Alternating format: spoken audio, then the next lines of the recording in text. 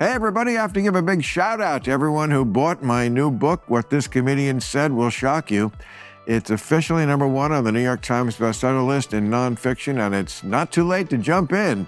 It's a look back at many years of my real-time editorials, re-edited and LOL tested. Get it now wherever you get books. You can argue with me about a million things. Oh, you know except You're one right. thing. I don't know that. Here's the one thing you can't argue about.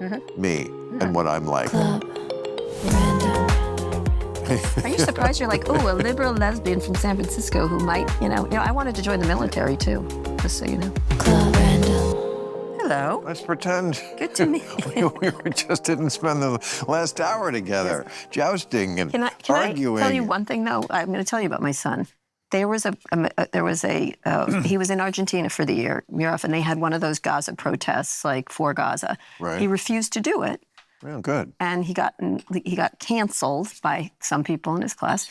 And he said, I have a lot of questions because I think it's a lot more complex. And I'm not going to just sit down. Good. And so I'm just saying there's a lot more kids like him than you think.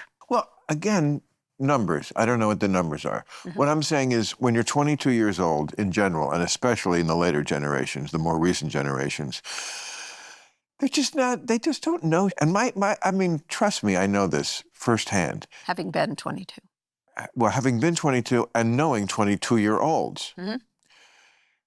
Like, there's lots of people in this country who just would never watch a show like Real Time because I'm like speaking Chinese.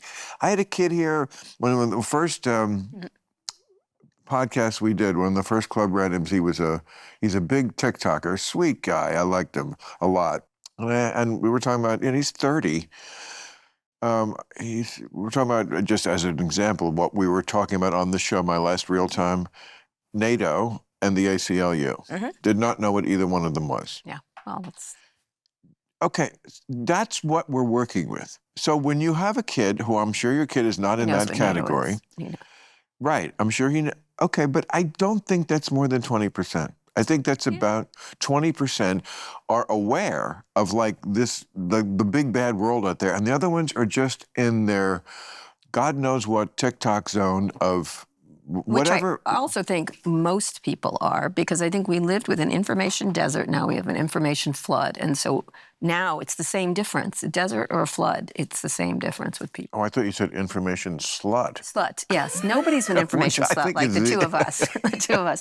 You're an information slut. I know you sit there at night. I think that's a great title. Yeah, Information Slut, my next book. I was just going to say, you're going to steal that right now. You can have it. You can have it. You can have it. No, you can have it. I want you to have it, because I'm not going to do another book. Okay, the book I have out now. I bet John was thrilled to get books out of both of us. It's been 20 years before I refused to write a book for 20 years. It's so funny, because I refused for so long. I refused. And he was after me. He was after me. Right. He's good. That's why he's so good. That's he why was my original editor on my first book. That's why he's where he is. Because a young guy. Yeah. But he did it in a way that was so classy. Exactly. It wasn't pressure. No, but it was.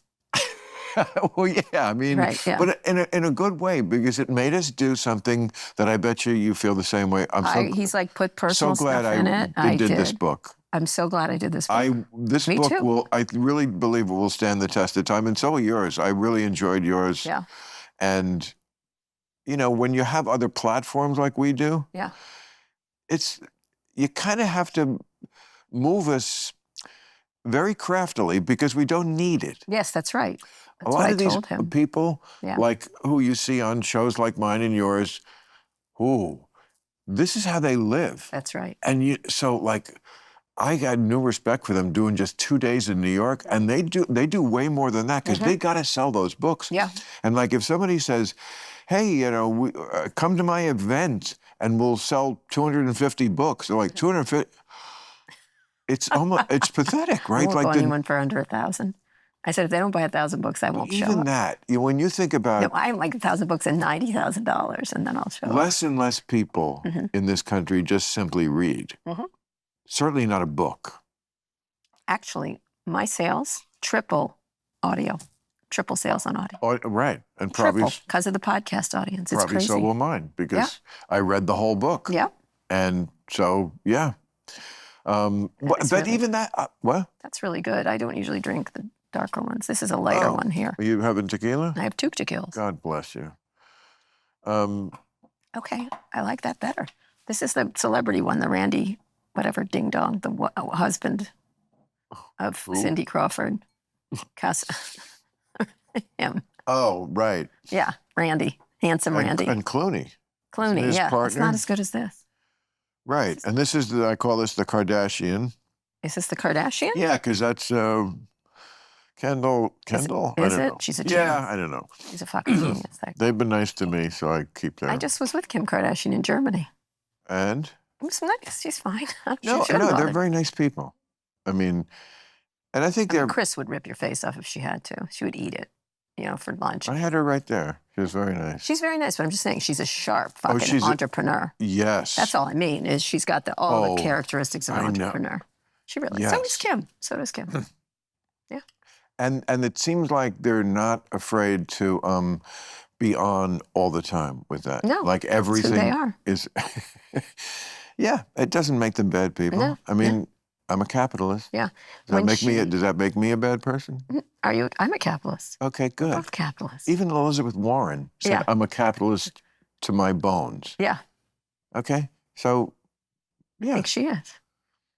I mean, these people who, and again, let's not go back to all the kids, but it's just, to me, perfect example of when you don't teach kids things. Right. And when they have combined with the bad attitude of, we don't need to know a lot of things because we were given trophies as a child, and so we just know we're exceptional because our parents told us that constantly. You're fucking exceptional. That is not true, but I'm going to push back. But a lot of parents do put that in their kids' minds. Okay, this is how you get kids saying things like, communism. Maybe we should give that another try, because they didn't learn about it and how awful and incredibly evil it is. And because they didn't bother to look in the past because, oh, you tried it before? Yeah, get off my lawn, old man. I'll find out for myself. And it's like, no, us older people, we know things because we live through them. Like, we know about communism. I don't know firsthand, thank God, because it's one of the most corrosive things that ever happened. I would agree. Yeah. Yeah. Although, again, I had a discussion with my son about this. He goes, when people say we should try communism, I'm like, are you fucking kidding me? Have you read history? Right. So, but he's read history. Good.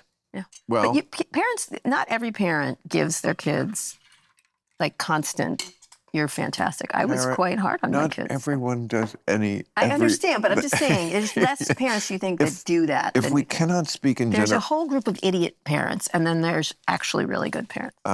What is that you're putting in there? It's something to roofie your drink, and I'm gonna turn you back to heterosexuality tonight. It's you're gonna love it, and you're gonna thank me for it, just like you thank Jonathan Karp. You're gonna thank me. No. I always need these persistent reminders of why I'm gay, and here we are again. Why? What did I do? No, I'm teasing you. Okay. I'm teasing you. No, I mean I understand that completely. Yeah. I mean I understand why women don't want to be around a lot of men. Right. Why? I like men. I don't have to sleep with them. I do too, but I'm not sure I would, if I was a woman, I would not have wanted to be around me at 20, 25. Oh. I mean, I had some good qualities, sure. I mean, I had some loving girlfriends, but until I was even 50, I just feel like I didn't have a clue. Oh, this is ginseng. That's what this is. It's not ginseng. It's ginseng. It's called jing, but it's not ginseng. It says it right here. Like I say, it's a bunch of ginseng. Ginseng. Really? Oh, yeah. I don't know if is that? Yes, you're drinking ginseng. 190 milligrams of American ginseng root per serving. You're doing the ginseng. Does that get you hard. What? Like caffeine? I don't know what ginseng, it's the ginseng. I don't know. I didn't think it had ginseng. It has tons of it. Do you not read bottles? That's ridiculous. This is like if we were married. Yeah. And it was a terrible marriage. But people used to get into terrible marriages because you couldn't even be gay, right? Right, So you that's right. And then there are things people like about each other. Yeah, and right. I do like you. I legitimately like you. I really do. I know you do. It's interesting. I see past your bluster. But I'm not blustering. No. I mean, I remember we're too alike. We're WYSIWYG, I think. Well, we're not bullshitters. Do you know what WYSIWYG means? We're not, no. What you see is what you get. Yeah, exactly. It's a We're tech not term. bullshitters. I mean, it's great to leaven that with charm, which, apropos of what I was just saying, is something I don't think I did enough before I was older. Yeah. You know, I understand why a woman would want to be around me now because I'm very nice. Oh, are you? But like, I just feel like when you're young, you're just so insecure and stupid. I'm talking about me, okay? Not me. I won't broaden it out. No, probably not. No. Women mature at a much younger age. Yeah.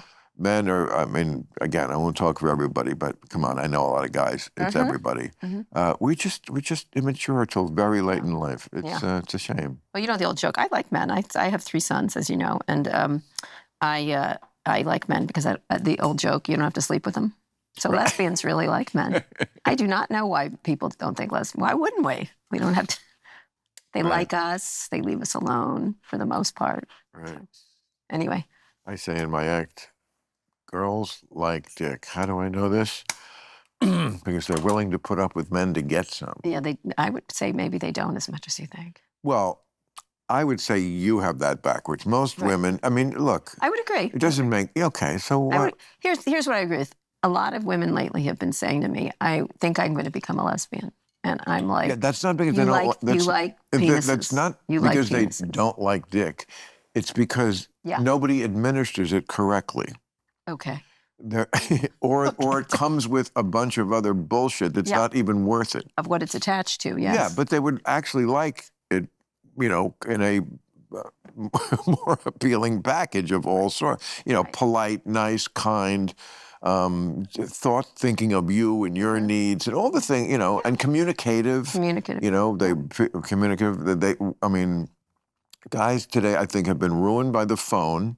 I would agree. Okay. I think the phone, more than anything, fucked them up. Women are communicative. Why am I saying it wrong? I don't know. You haven't even started smoking yet. Communicative creatures. And the phone is antithetical to that. It's just, what's up? Yeah. It's also porn, you know, porn. There's always something on it. It pulls people in. I think porn is really evil. Which has always been the problem. No, it hasn't always been evil, but it's evil now. I mean, it's just too rapey. It's been a little evil. It's been evil for a long time. You think early Playboy was evil? Not early Playboy, but there was some really dark stuff in porn for years. But that's besides the point. Now it's easily available, and that's what the problem is. Everything is easily available. It's just... And on demand. I mean, there was a time when they made actual movies with, you know, pubic hair and acting and storylines. Yeah, really good storylines. Yeah. Well, there was... I saw a documentary on this. There was a peak, like somewhere in the 90s, where... And I think... Excuse me, it was still on VHS. Right. But it had become, there was a little Renaissance flowering period where they were actually making movies, porn movies, with $1 million budget, which doesn't sound like a lot, but for a porn movie, it's crazy. Right, that's a lot. Because people, it was before they had the internet and you could just see clips and stuff. So it was just, you saw the movie and you waded through the boring parts about the pizza delivery guy coming over. Yeah. And so they actually tried to make them, there was one, I think it's about, they were pirates. You know, they had costumes and the ship. I mean, it wasn't the Johnny Depp movies, but, you know, it was like $1 million. Well, they're kind of porny themselves, the Johnny Depp movies, right? It's kind of trans and looking good. And well, pirates are, I think pirates are sexy. Yeah, yeah. I mean, they very often use the term... Pirates are really gay, is what they are. Don't they use the term pirate frequently to... Tech, they do. Yes, that's what I was going to say. And also business, like the corporate raiders and the... because... Obviously, I don't know what the dictionary definition of pirate is, but apparently it refers really to unlawful raiding, right? Yes. Isn't that what pirates did? Yes, unlawful raiding and rapists, yeah. I think what they're... Rapists? Well, you know, I mean, yes, indeed. But I think they love to use that term, and Apple had it flying over their headquarters. At one infinity loop or whatever. Yeah, they had the pirate flag. I thought their slogan was "Don't do evil" or something. No, that was Google. Try to keep them right. Their performative stuff correct. So Apple had the pirate flag, and they kind of look at themselves as pirates, even though they're the last thing. They would flee screaming from a pirate, an actual pirate, because it's an attempt to make themselves feel. They all really fear that they're you, don't rogues. They do.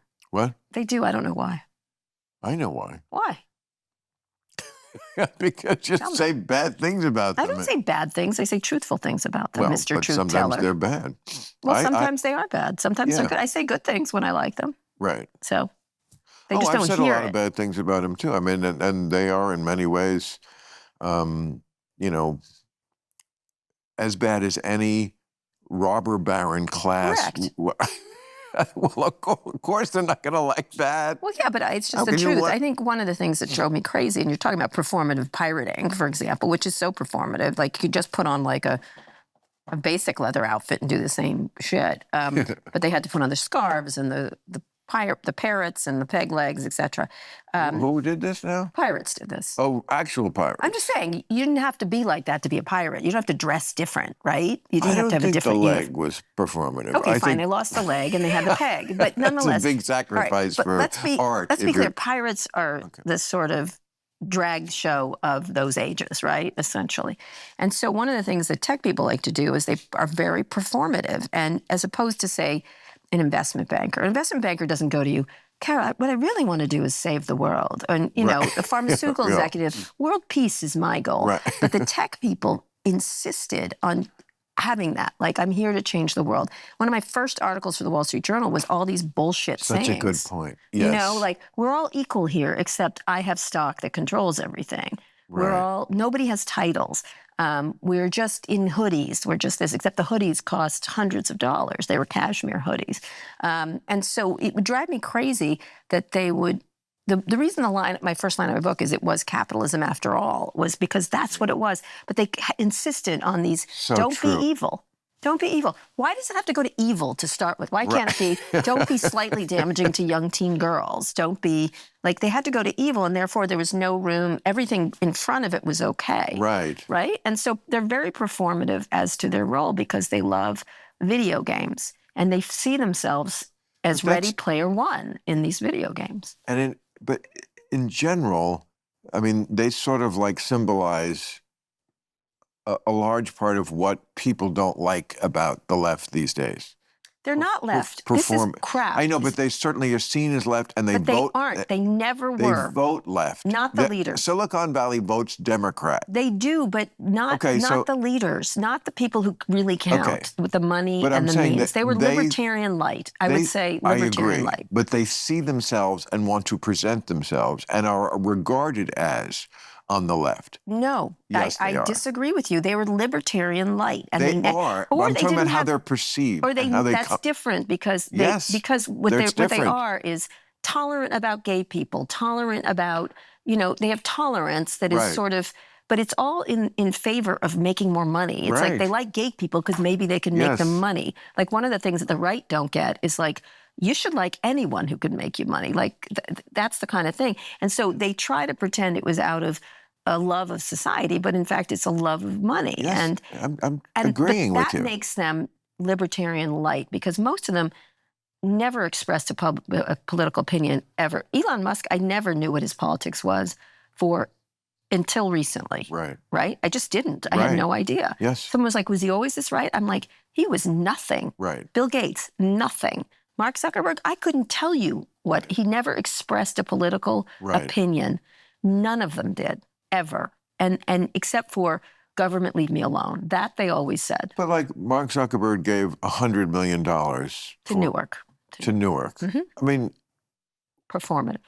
Okay, I'm agreeing with you. Mm. Why are you fighting with me, honey? I am. Even when I'm agreeing with you. Listen, I'm going to pull this. You're drinking ginseng. Let's keep that in mind. I'm going to pull this RV. I looked it up. You're drinking ginseng. I'm going to pull this RV over. Yeah, okay. And kick you out. Because Clarence Thomas and his wife are in the RV behind us. God.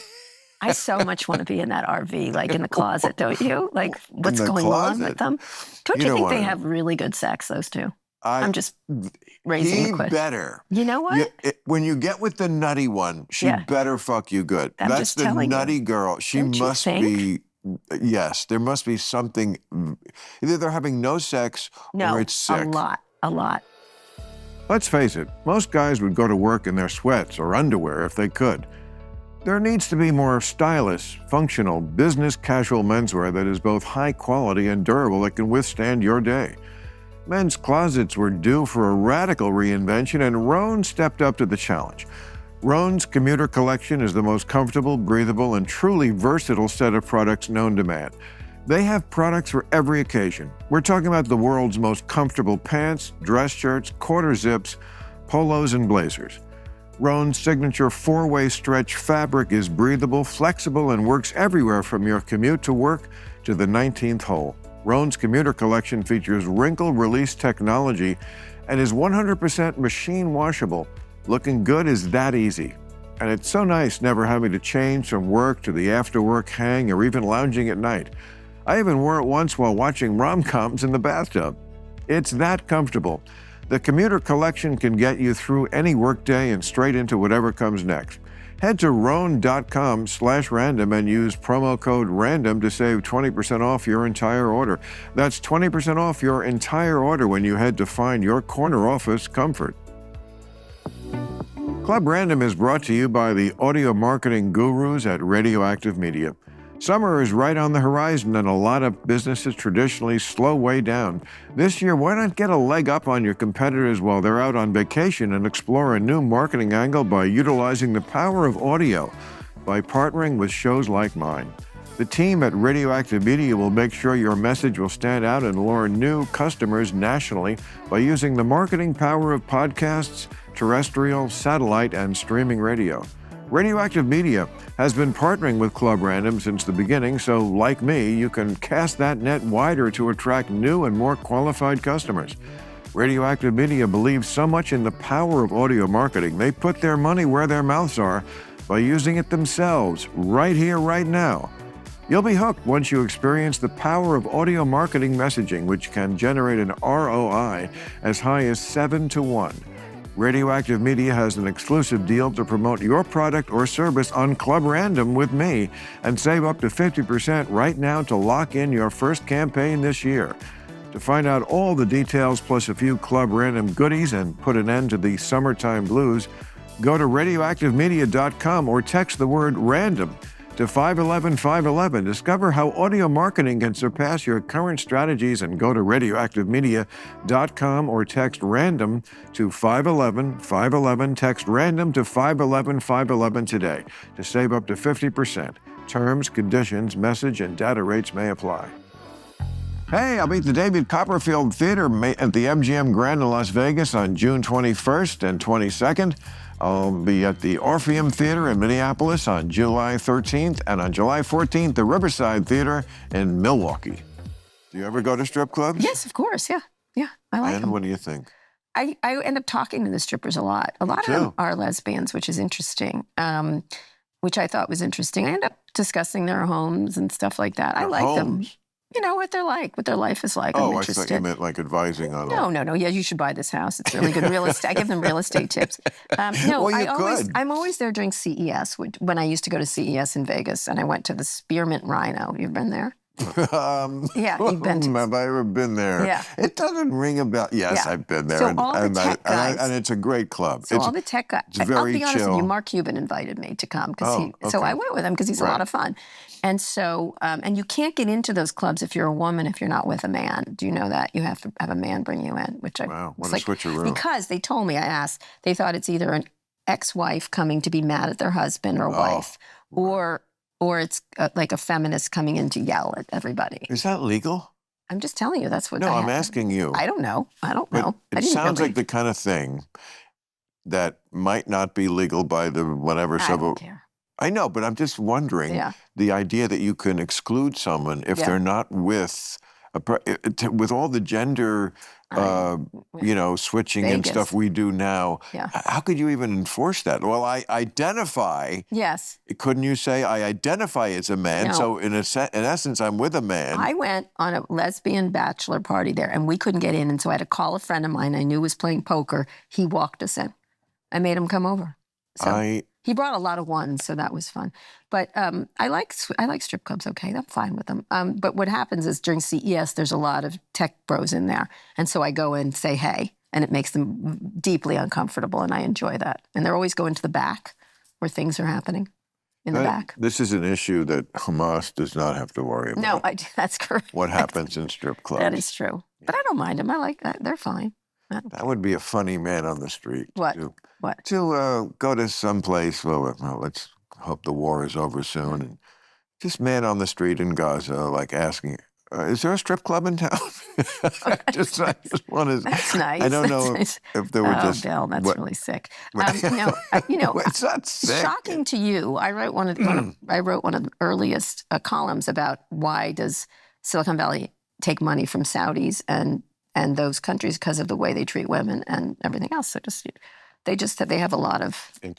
I wrote a lot about them. Like, how can they do this and then sort of cosplay being, feminists or whatever. They're not really feminists, but you know what I mean. It's my next editorial. Yeah, is about if you kids really are looking for a cause, I got one for you.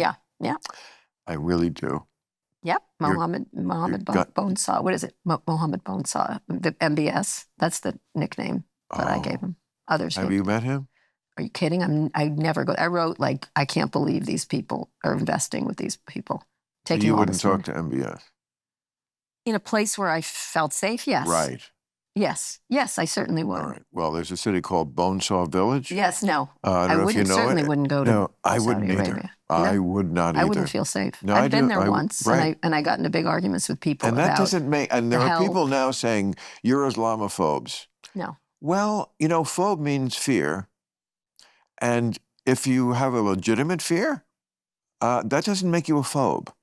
I would be worried as someone who's been a critical person toward how they treat women and gay people. So I would say that's what I was fearful of. It's not, but not the whole group. Again, we talked about this earlier. The whole group of them, no, but the leadership, absolutely. Well, actually, sometimes it's the reverse. I hate to tell you, I know that's even worse, but there are definitely places in this world. Pakistan comes to mind because I've read many stories about it. It is the government that's trying to get the people to be more modern. There was a story, I think I'm remembering this correctly, a boy was in madrasa, and by the way, madrasa, not something you really see in other cultures, that kind of school that just teaches one book. And the headmaster was saying something like, raise your hand if you don't believe in the Prophet Muhammad, and nobody raised their hand, but one kid thought he said, he misinterpreted it. So he raised his hand. And then, of course, did the normal thing and went home and cut his hand off. Oh, my God. Is that true? I believe you can Feels like an internet conspiracy theory. No. Really, you think the world is that sane everywhere? No, I don't think it's sane. I think religion is, I'm with you on that one. I read this story. I know you got a lot of shit for that. I'm going to say I'm 95% sure. Can I say no? No. But I'm pretty sure because I remember reading it and it was in a reputable source. I think religion makes people crazy. It does. In the extreme. I don't mind faith and people feeling good about things and going to churches. But I'm just saying the federal government in Islamabad, I think, is often to the left of where the trying to crack down on all the ritual stuff. Village life is. Yeah, I would agree. Yeah. Okay. Yeah. So that's. We agree. Are you surprised? You're like, oh, a liberal lesbian from San Francisco who might, I wanted to join the military too, just so you know. No. Look. We contain multitudes. Exactly. No. I'm always interested in what your exact opinion is going to be because it's like, I feel like, again, we're kind of similar this way. You don't have to suss it out. And I don't want to suss it out. Just tell me what you think. Maybe I'll agree, maybe I won't. But I don't want to have a lot of lateral movement where I'm like, there are people in this world who I really like them, but they just have the kind of personality where they're too agreeable. They just never want to, they're non-confrontational. So it's like, do you really think that?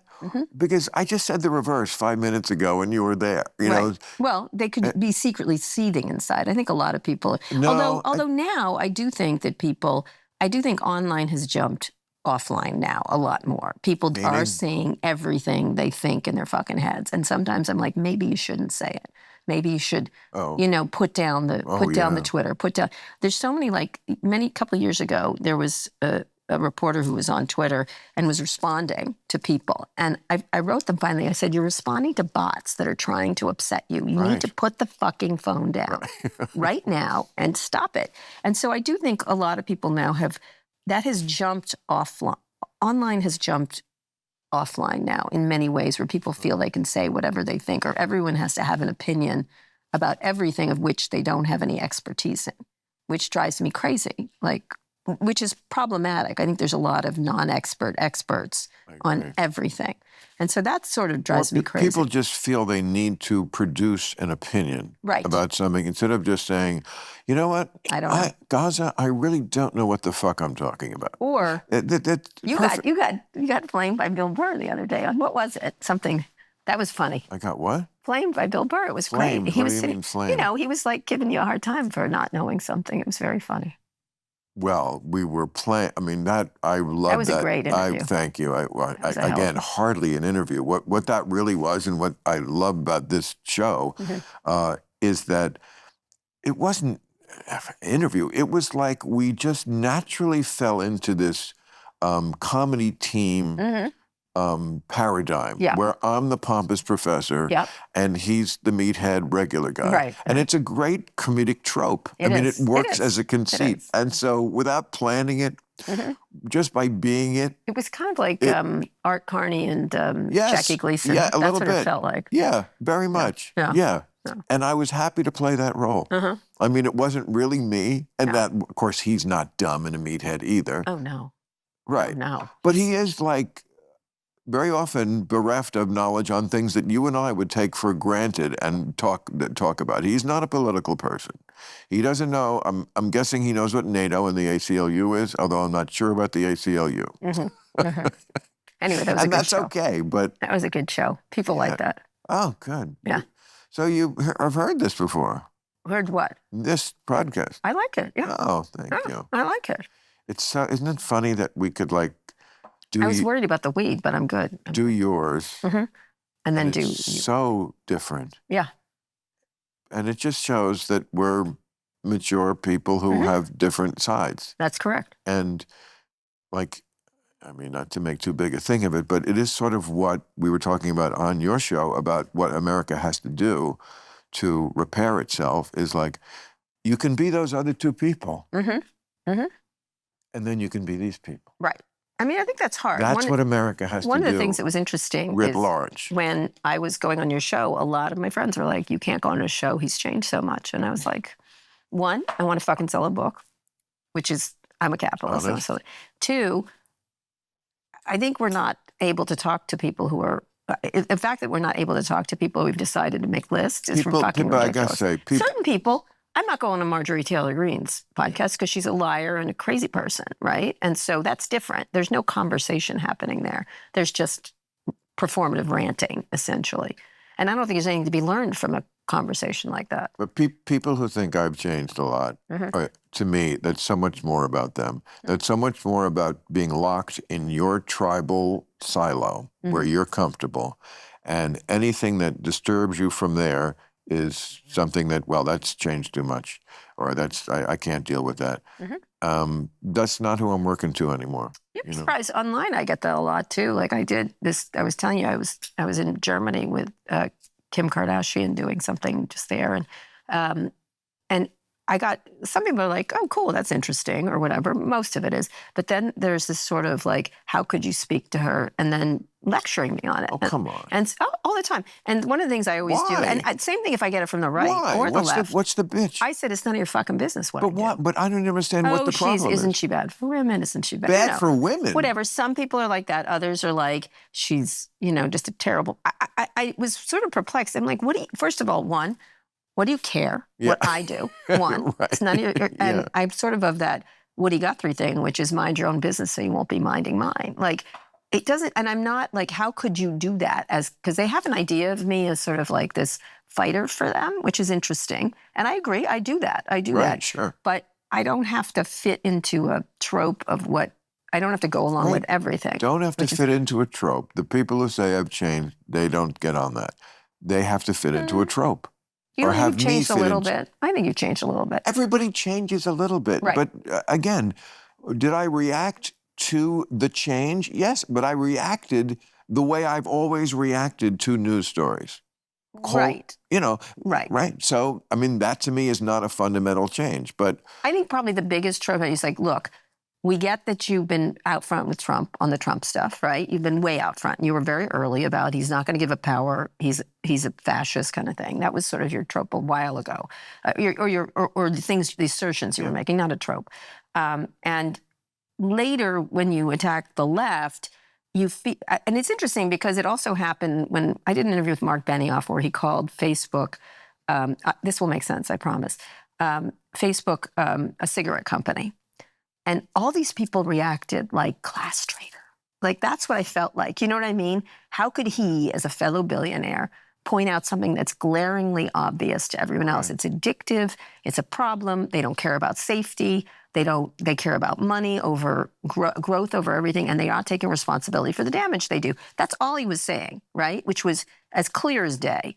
The fact that when I say it, it's like, oh, she's tough on us. When he said it, he was a class traitor. That's what I got, which I thought was interesting. And so one of the things that I think is interesting is when you agree to talk to people you disagree with. Like when I did a Liz Cheney interview, same thing. They're like, how can you talk to her? She likes wars. I'm like, yes, she does. And so I will talk to her about why she likes wars, right? You know, or whatever. She doesn't like I know that. wars. You know what I mean. That's the broad thing is, you know, she gets a lot of, because she's loyal to her dad, and her dad was a problematic figure at best in American history. He is. It's going to be a complicated. But even Iraq, I would, now I was against the Iraq war, as many of us were, but I will concede all these years later, like in 50 years from now, what will people say about Correct.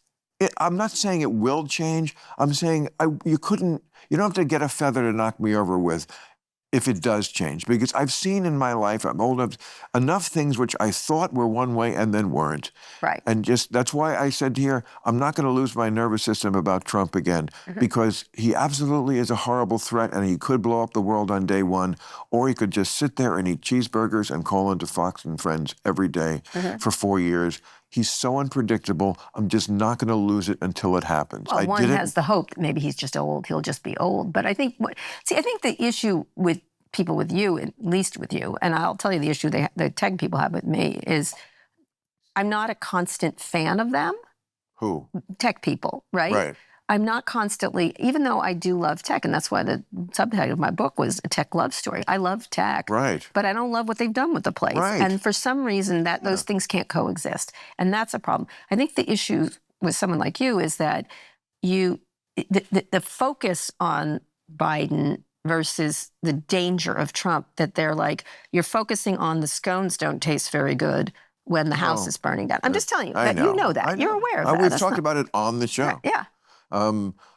Almost everybody who I could think of who I really respect, we're kind of all on the same page here, which is like we lose our credibility if we don't talk about, as if they're not going to notice Biden's old. Yeah, please, like I do an old joke. They're both old. Wow, honey, I had never seen that before. You know, Bill Maher makes a good point. Joe Biden is old. Yeah, I mean, or whatever it is. I can't say it enough. I said it many times, I would vote for his head in a jar of blue liquid over Donald Trump. But that doesn't mean that I'm not, first of all, I think it's a moot point at this point. He's gonna fucking lose. Who, Biden? Yes. No, you're wrong. No. I'm gonna bet you. Oh, great. What should we bet? No, nothing. You win. Can I have ownership of this place? No. Come on. No. I'm not ownership. It's not the kind of thing I would. Can I throw a bitchin' lesbian party here? No, you're not invited if he wins? Not only will I not bet on this premise, you could change my mind on it in the next 2 minutes. Right. I'm telling you he's going to win. Convince me. All right. There is you remember the silent majority with Nixon? Correct. Yes, I do. There's a silent majority of people who really don't like Donald Trump. And I can't. I don't think they're that silent. I think there's a noisy group, certainly. And there are elements of, going too far. But there is a quiet group of people. And I have a lot of people who are Trump relatives. And now they're women. They're all women. Right. There's a lot of men who, and my family, people I talk to, various people, who are like, I'm voting for Trump. All the women, quietly, no, absolutely not. And so I think there is that benefit. I think the issue is where the votes are, right? And I think that's definitely the worry, is if it's in Michigan, if it's in Nevada, if it's in Arizona, Pennsylvania, those issues. But as a whole, I think people will look at him and say, I just don't want that again. And Biden is the less problematic person who we kind of know how it's going to go. And we don't want chaos again, because I think people are sick of chaos. That is an absolutely possible scenario. This is why I would not bet on something like this. Do I think that's absolutely possible you describe? Yes. Or it could not be. And I can't tell the difference. It could go that way. There's also something called the reverse, the shy Trump voter. Oh, I don't think they're shy anymore, those people. Well, you're talking about shy for a while. You're talking about the people who you see. The shy Trump voter is specifically something else. The shy Trump voter is the one who's going to vote for Trump, but doesn't want you to know it because it's a little déclassé. And they don't want it in whatever the company they're in. I mean, any place you went in this town, no one would say they're voting for Trump, and I'm sure he's going to get some votes.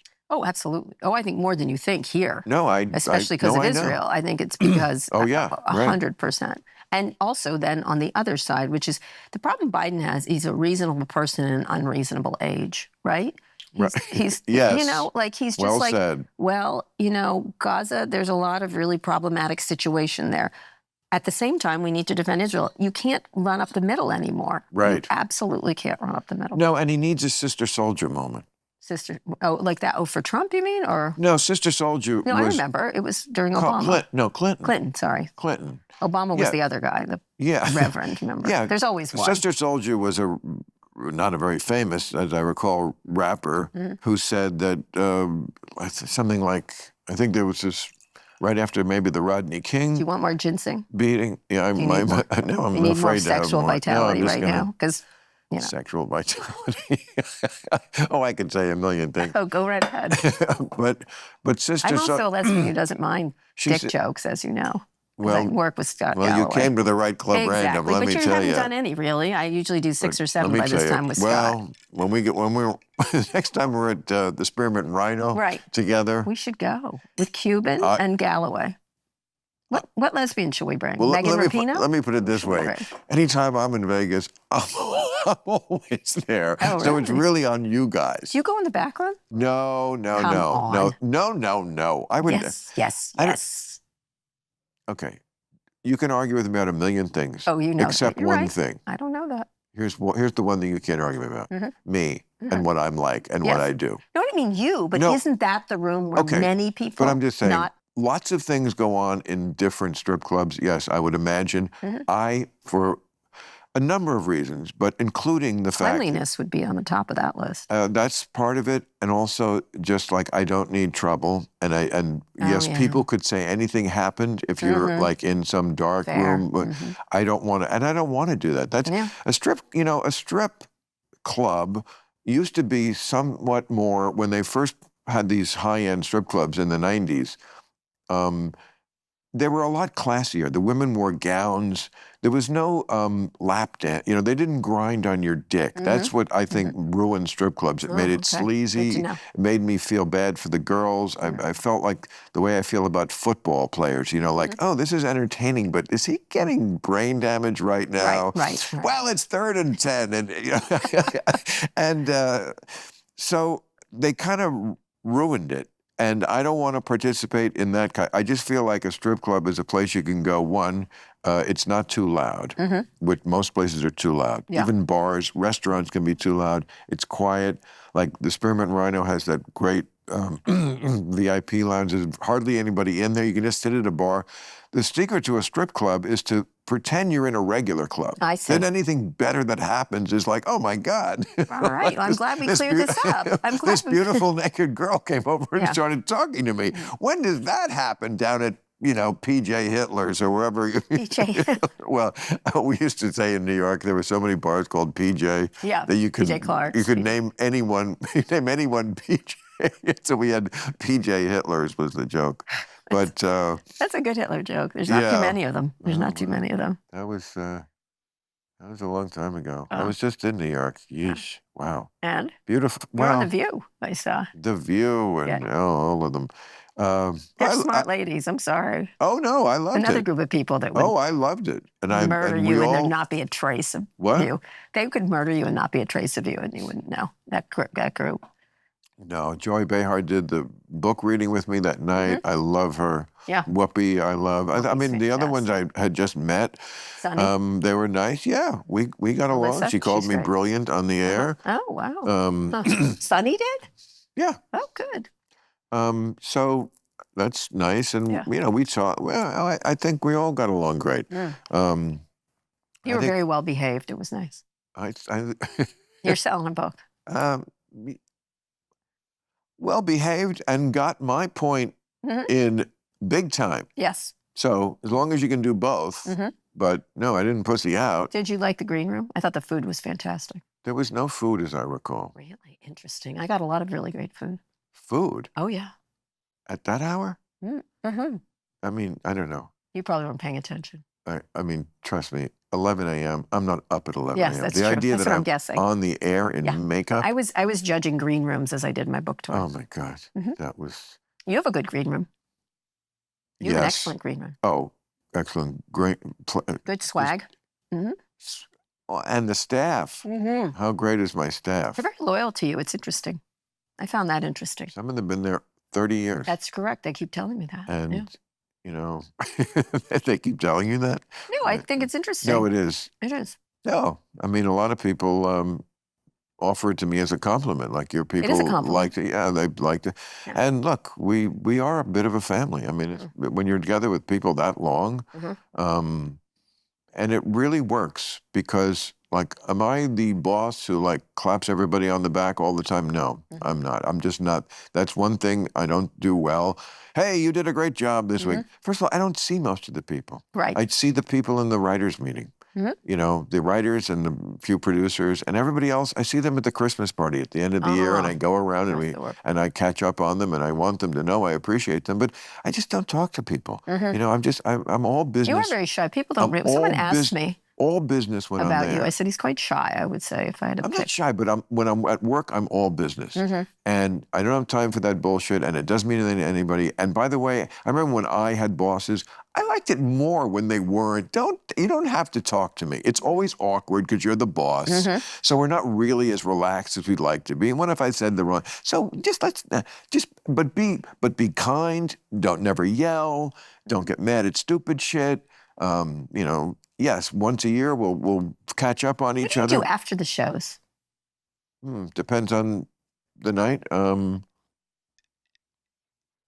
Dinner with friends. I mean, sometimes just stay home.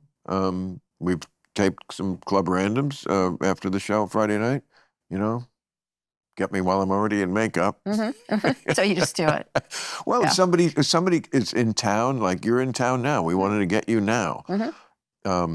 I don't know if it was ideal to do it after we did yours, but I'm loving it. So, you know, but that's it. Sometimes that's the great thing about podcasting is, especially in your house, you can kind of like just do it whenever, you know? I mean, just turn on the cameras. I built them into the wall for a reason. We don't even need a cameraman. Right. I know there's cameras everywhere. It's great. Yeah. And then we always feel like I wanted to always feel like this would be no different. Then you're sitting around in a. I don't think I would. No, I wouldn't have said anything worse or better to you. Yeah. You still didn't answer my question, which is interesting. You're quite good at that. What? What do you do in your free time?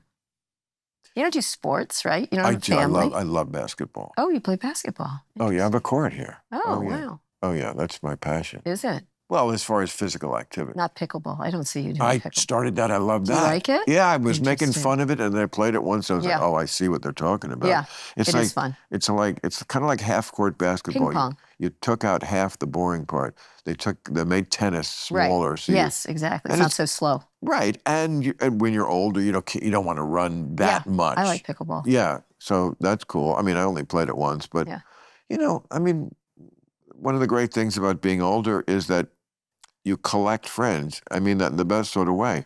Over the decades, even, you know, if you have 2 or 3 really good friends that you come to know in a decade, you know, when you get to be in your 60s, like, you know a lot of great people. So, like, there's never enough hours to see all the people I'd like to see and stuff like that. And, you know. So you just hang, sweet hang. Well, you know, look, healing. I don't have any free time, so that's why. I have lots of kids, so I spend healing America is your goal. I can't. I don't have time for women. I have to heal America, Karen. That's what I'm doing. I'm healing America. Yeah, that's your job. So your kids, tell me the ages now. 22, 19, 4, and 2.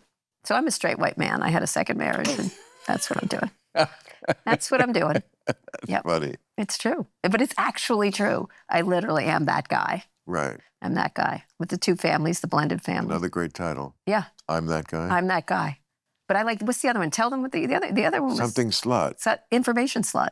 Information. I'm going to do them both, and they're going to be big fucking hits, and you're going to be like, that was my idea. It would not irritate me. It would give me such joy. Information slut is the single best. Do you know what I was going to call one was, I shouldn't tell this story, but I'm going to anyway.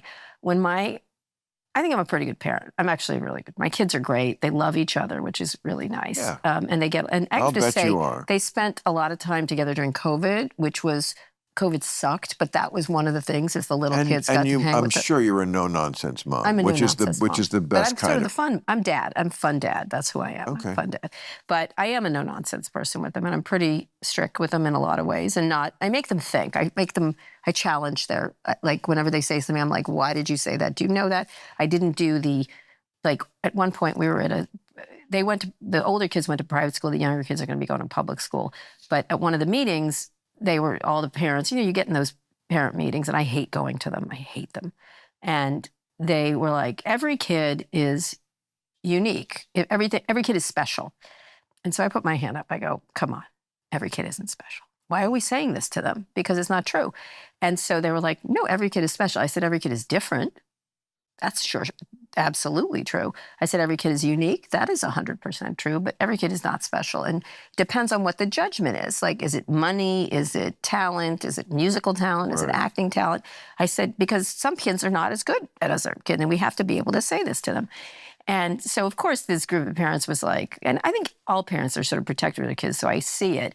And they're like, that's not true. And then I started saying, let's stack rank this fucking room here. Let's do that. I said, because my wife at the time worked for Google. I said, she's the richest. So she's more special than you when it comes to money, that's for sure, or earning. And I'm kind of more special to you in journalism. And it was kind of interesting. And so I try to raise my kids, not feeling that they're not special, but that they don't get extra for just being. Like, they don't get extra just for doing a good job, or they don't get extra. I think that's important. And I've lost my train of thought of the stories. Well, you protesting the word special, it just sounds exactly like something I would do. Right. That you don't really need to do it. You could have let it pass. I'm a word person. And we didn't. It's a little kitty corner to what Larry David does on Curb Your Enthusiasm. It's like not with politics, but just it's like, you could have let that pass. I couldn't. But you didn't. I mean, that's a lot of what his things were. Yeah. I think in the pilot, there's that funny scene at the restaurant where somebody pays for dinner and thanks both of them, and he's like, "Why is the wife getting thanked?" Right. It's like, you don't have to mention that.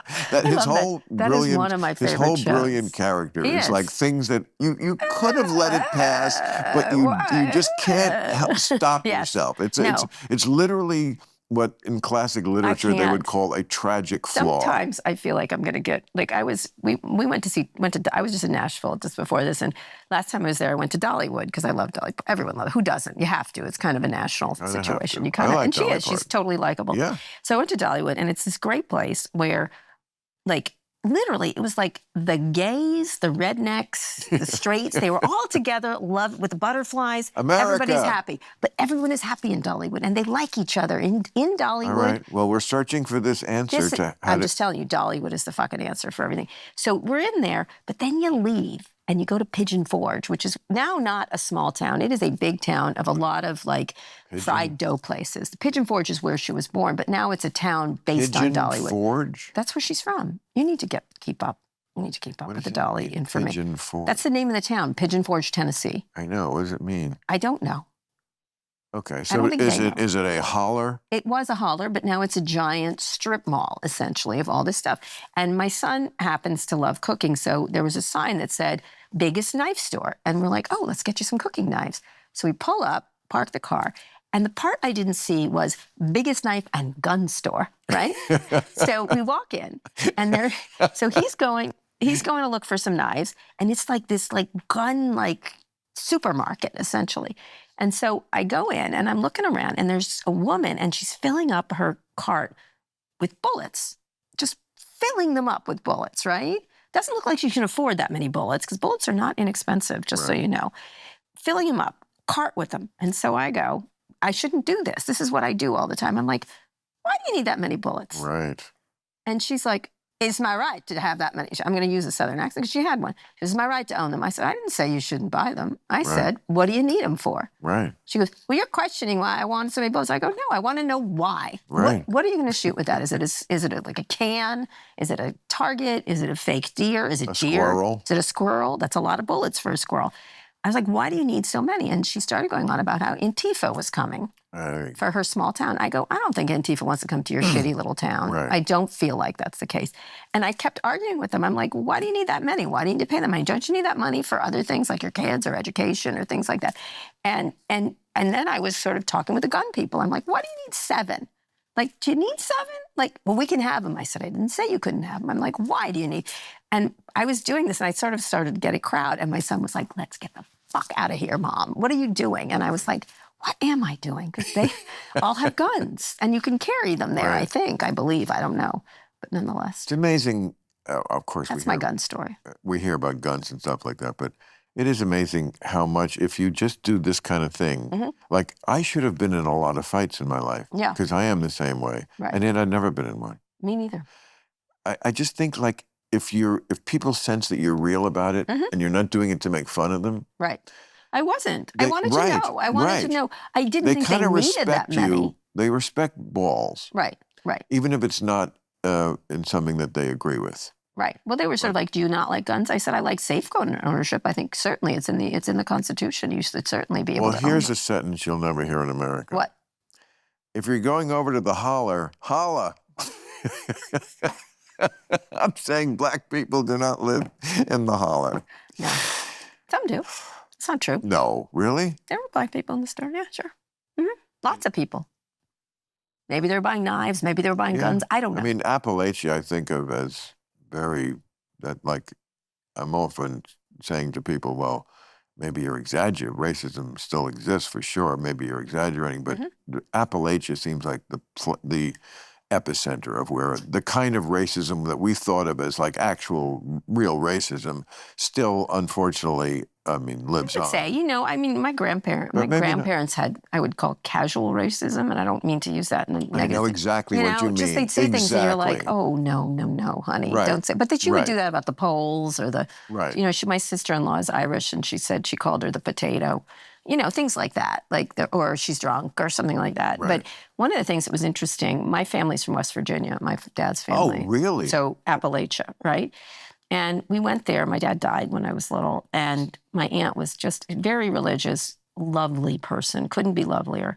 Very, very Jesus-y. Jesus was every 5 words in. And I respected that. That was her faith. And we went there, and she gave me a box of stuff for my dad, and handed it to me, and I was looking through it. I was like, oh, wow, it's all these letters that he had and all kinds of things. And then I found some playbills.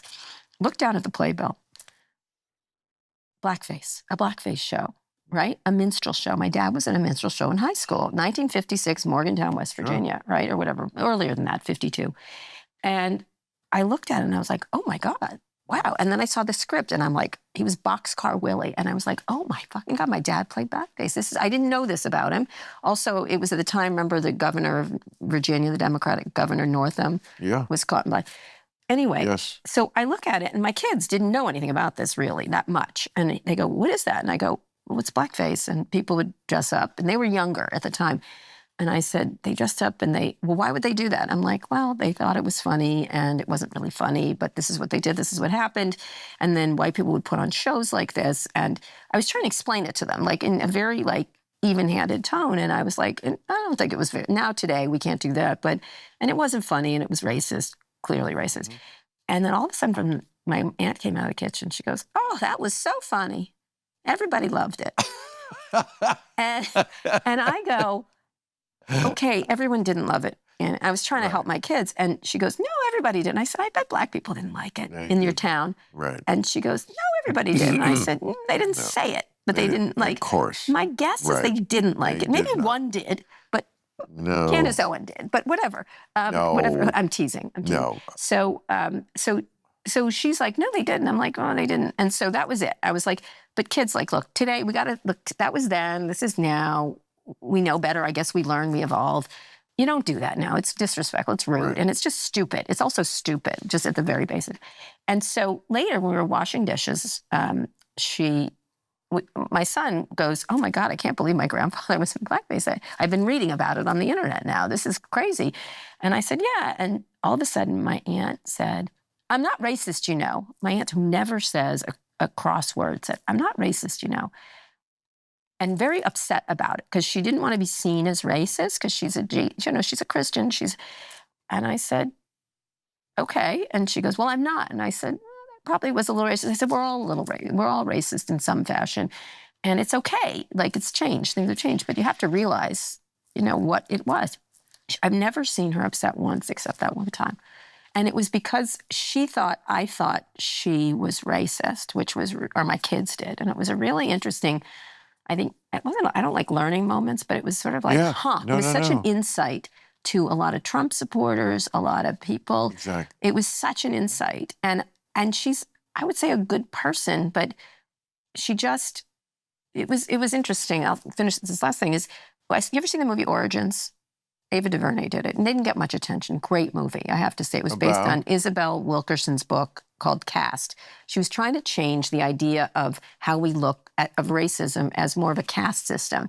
It's an amazing book. It's about castes in India, the caste of racism in this country, and what was the third caste? I'm blanking.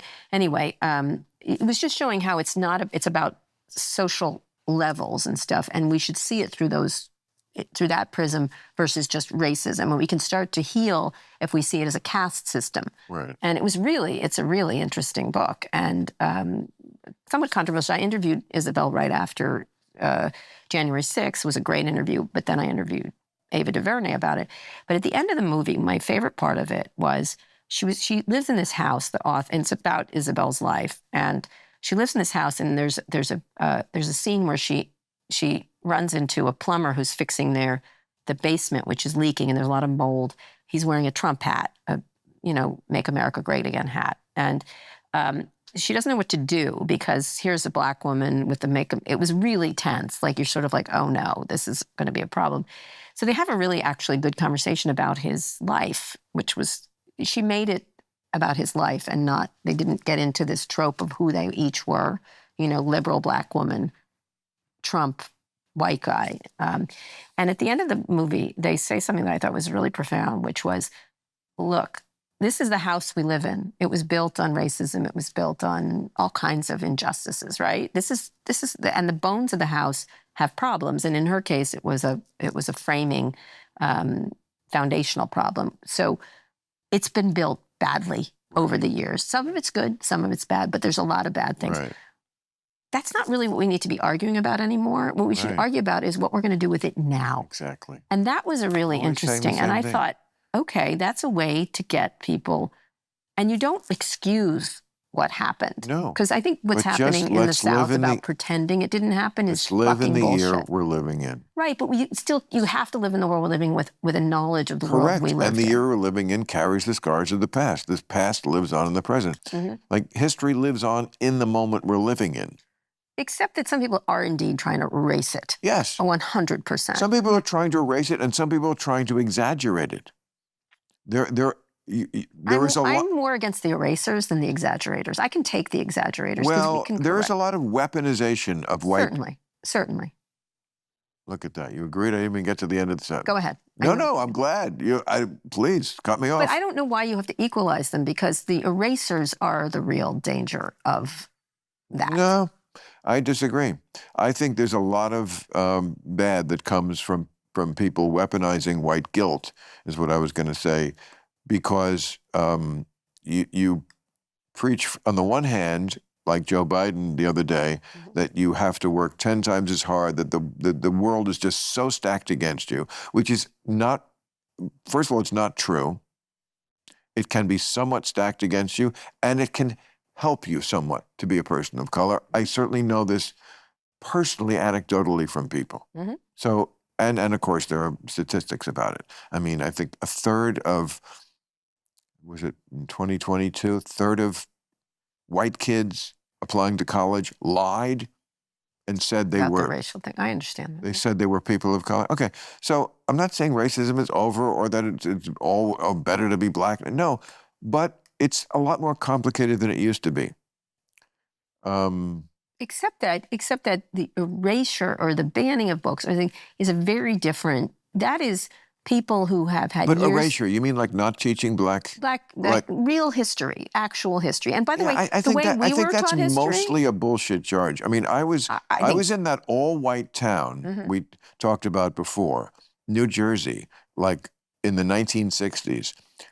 We learned what slavery was, and we learned it was wrong. That's correct, and that's the way it should be taught. Right, and it was. I'm saying, but this is an all-white town in 1968, and they weren't erasing history. So why is the Republican Party obsessed with not talking about it anymore? Because part of it is a reaction to what happened. Talking about it too much. Yes.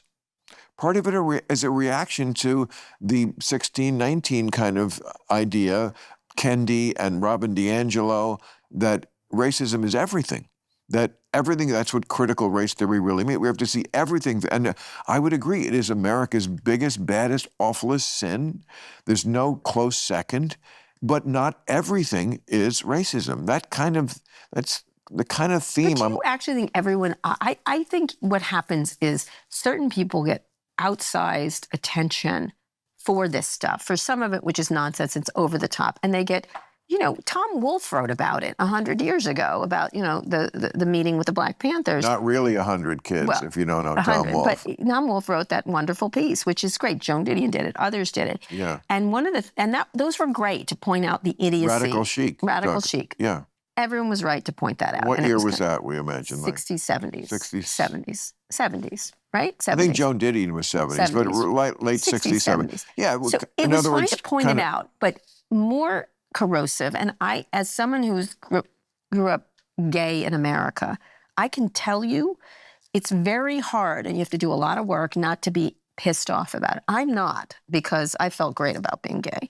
But I can tell you, you can see how corrosive it was on so many levels in the way society.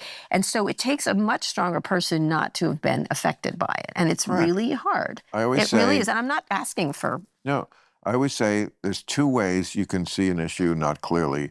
You can be too far from it. Racially, I will admit to that. I'm too far from it. I'm not black, basically. So I cannot I cannot know it. Know what it's like to walk through life like that. You can also not be seeing things clearly by being too close to something. That's the fly on the Mona Lisa theory. The fly on the Mona Lisa cannot appreciate. What? Well, it's assuming a fly could appreciate great art. In other words, you're too close to it, so you can't see. If your nose was pressed up against a great painting, you could not. Sure, but let's get to the Mona Lisa. What do you think? I'm like, Nothing. I've said the same thing for years. It's typical, like sheep thinking. Like somebody made the Mona Lisa like this greatest thing of art, and now every moron in the world makes a trek and takes a picture of it with their cell phones, as if there's not a million pictures of it in the world already. And then somebody throws puke on it to protest the rainforest. I mean, I kind of like those people. Who? The people who throw things on it. It's covered, because it's covered up. Nothing's going to happen. Oh, really? I like people who do things like that. Don't try it with that Elvis poster. I'm not. Are you kidding? Fucking fuck I've you been up. to Tupelo. I've been to Graceland. Well, that's like beginner Elvis. Sorry. Oh, you a big Elvis fan? I'm a huge Elvis fan. That explains the hairdo. I love thank you. I love country music. Again, I am a lesbian who you're not going to figure out. I wanted to be in the military. I've gotten married twice. Well, the military, that is not hard to figure out. Only gay people like the military and being married. Only gay people these days, just so you know, like being in the military. We wanted to be in the military. Don't tell me you drive a Subaru, because that's like... I had a Lesbaru. Yes, I did. I always got that joke from my writers about the Lesbaru? Lesbian Subaru. And it was like, I didn't know what they were talking about. The Lesbaru? You didn't know about the Lesboro? No. It's called the Lesboro. But try to keep it. I assume. Now we drive Kias, just so you know. Hybrid Kias. That's what we're doing now. Why? What is that? They're great, because we have a lot of kids and we need 3 rows, and we like the hybrid idea. I also have a Chevy Do most lesbians have kids now? Oh, a lot of them. You know why? I told you this on your show. We're building the militia Etheridge. Oh. Did I not tell you this? I don't So, yeah. But when you say lesbian, like my kids can shoot and be sensitive. Sorry, shoot guns and be sensitive.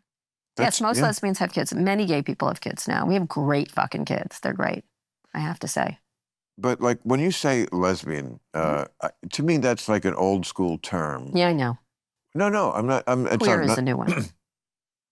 But like, there is like a lot going on in the LGBT community that like muddies the waters for someone like me on the outside who's like an old school, oh, you have a penis and you use it with women. What's wrong with you? Everybody has their... No, we like them too. No, I know. Right. But... it muddies it for you. Well, I'm just...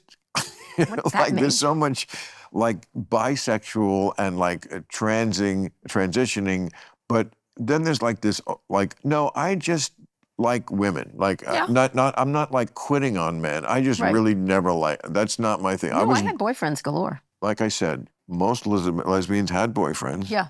No, that's not true. That's not true. It's what I... That is not true. And he did not. Honey, I'm going to pull this. Let me just ask you. Let me just. Clarence. No, let me just tell you. The next road stop. We're pulling over. You're getting the point. Isn't it confusing these days for people like you? Right? Is that what you're saying?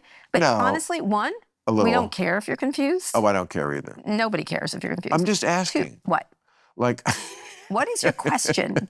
Well, like Andrew Sullivan writes a lot about like as an old school homosexual man. Yeah.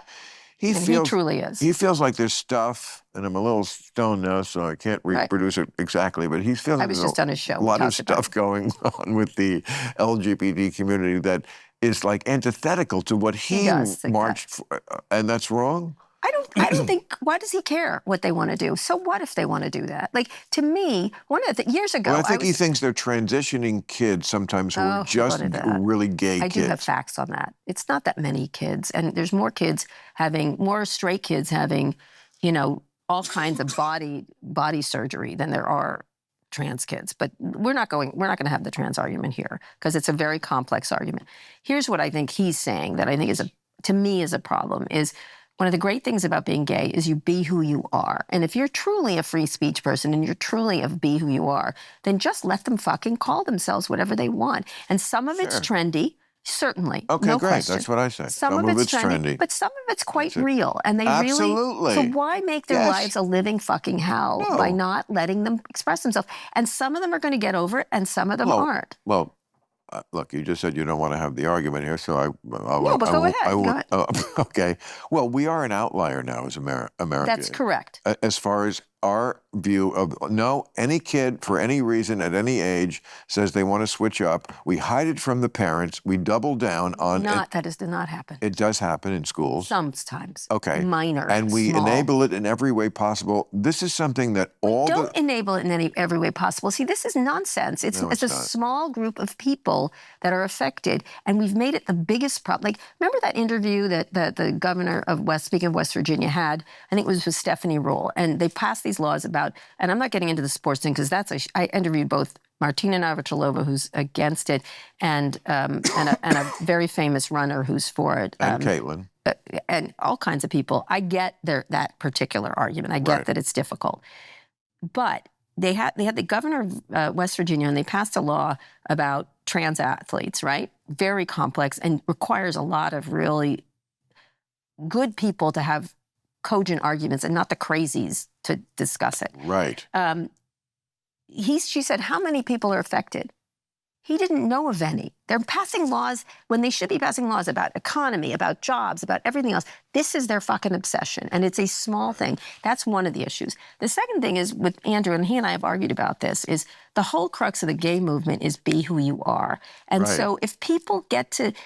I was at a party in Silicon Valley where someone said, when marriage was going on, and, that was the gay marriage thing. This was Proposition 8. There was all kinds of mishigas around that, about gay marriage. And this venture capitalist, a very famous venture capitalist, said, I don't mind lesbians. That's always their joke. I love a lesbian. Ha, ha, ha. That's the first joke. And the second part goes, but I don't know if I don't understand this gay man sex thing. That's how they said it in the party. And everyone was silent because this was an important person. I couldn't do it. And I went, you know what?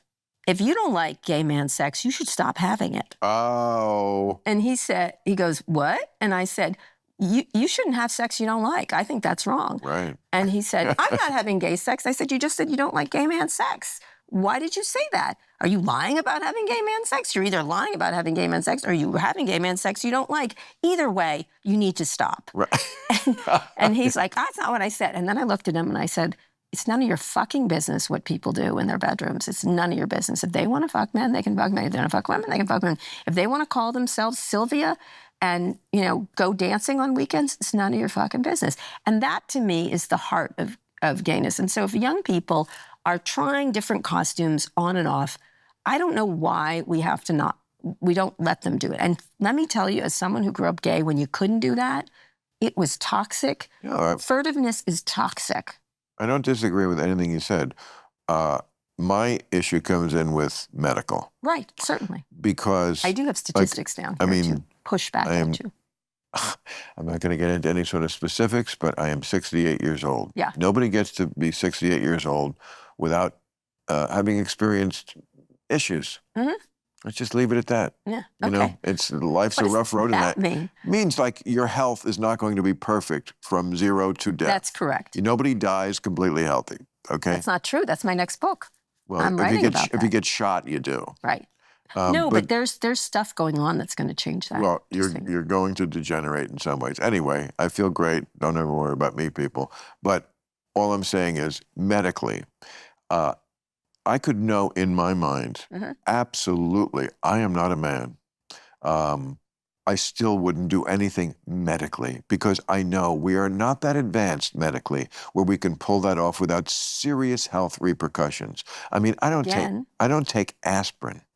Okay, I believe we are living not in the future, we're living now, where medicine can't do things like switching out organs without, I'm not saying it doesn't solve some problems sometimes, but medically, you can't look me in the eye and tell me there are not going to be serious health repercussions down the road for doing anything like that, or puberty blockers, making my hormones, which is the very natural part of the body, flow in the opposite direction. That's your choice. I'm not against you being able to make that choice. I think you can do anything you want with your body, including doing that. But for me, my choice, and that doesn't make me a bigot. That just makes me someone who puts my health top of the list. But here's my health. I love sex, sexuality, but it is under health. Except why the obsession with this small problem, or possibly that we can figure out? I'm not obsessed. I know, but I'm just saying the right certainly is. Because you know why? I'll tell you why. It's good politics. One is good politics. And first of all, they tried with the bathrooms and nobody gave a fuck. Because most people, someone tell them about airplane bathrooms because we're all in the same one on those airplanes, right? They didn't work on bathrooms. Not at the same time. Sometimes. No.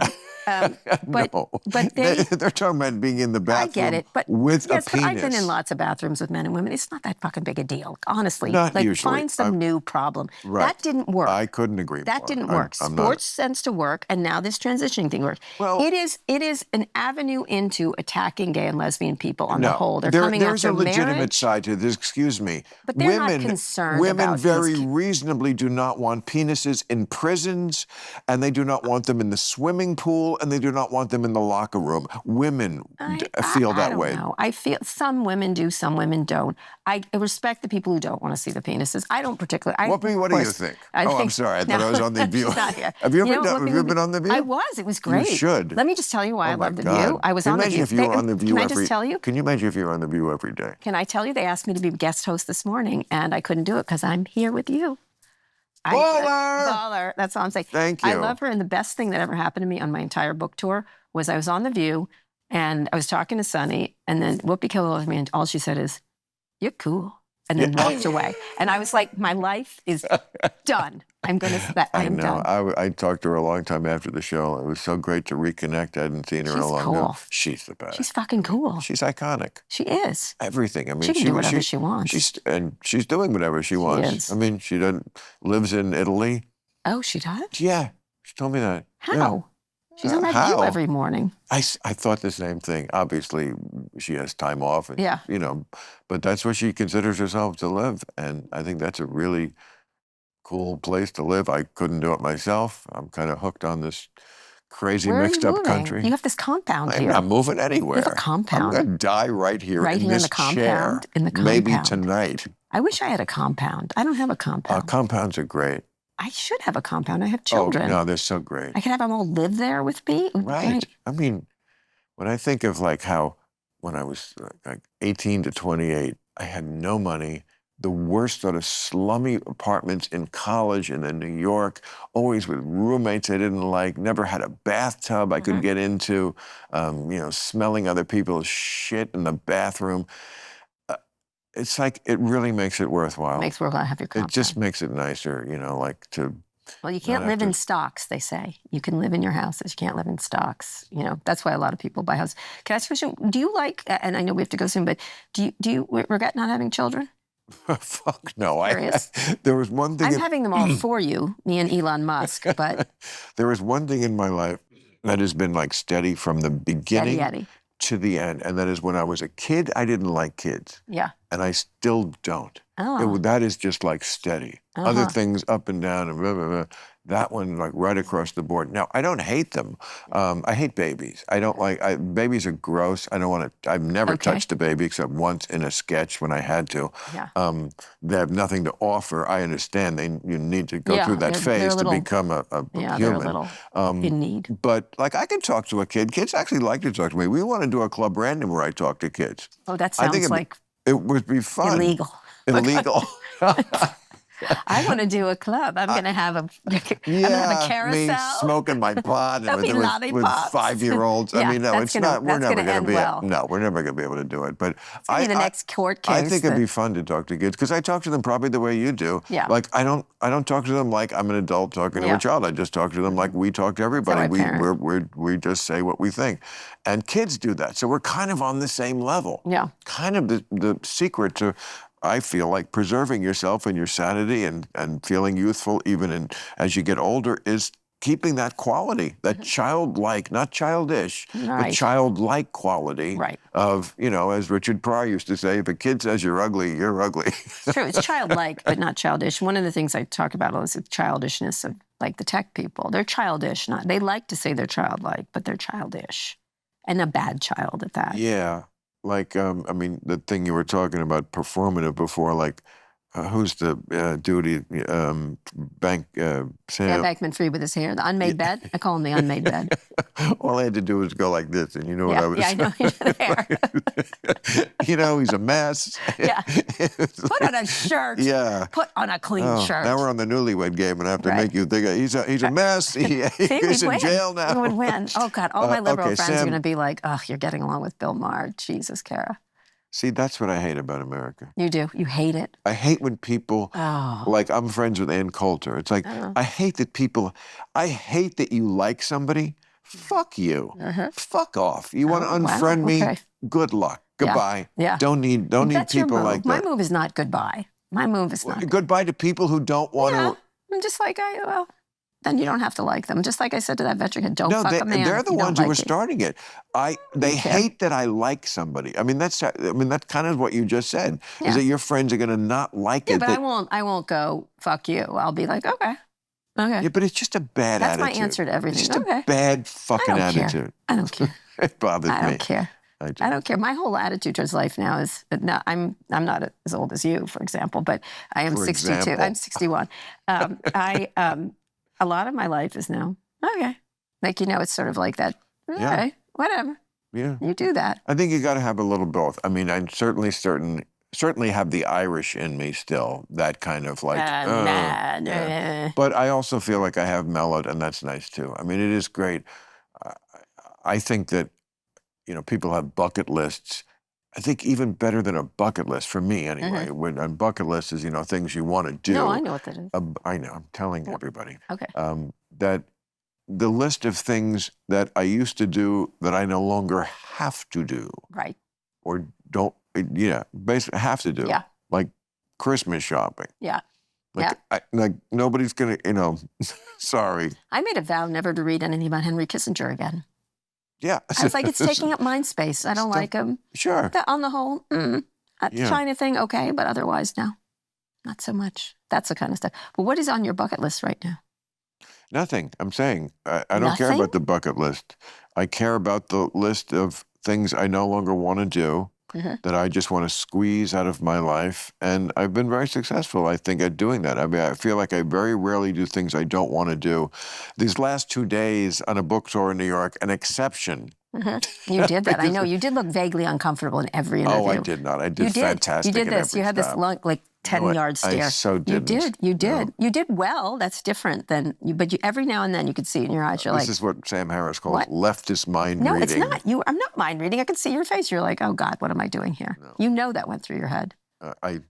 I know how I felt. Yes. But that's different. As a performer, you're a clown. Right. Okay. No.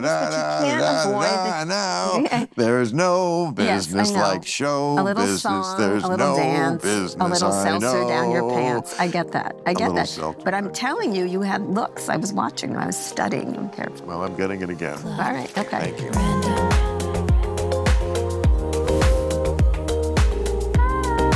I really, really thought this was fun. I hope you did too. I did too, and I have a buzz on. I'm just really from being sorry that your friends are going to not like you for liking me. That's all right. But I don't give a fuck.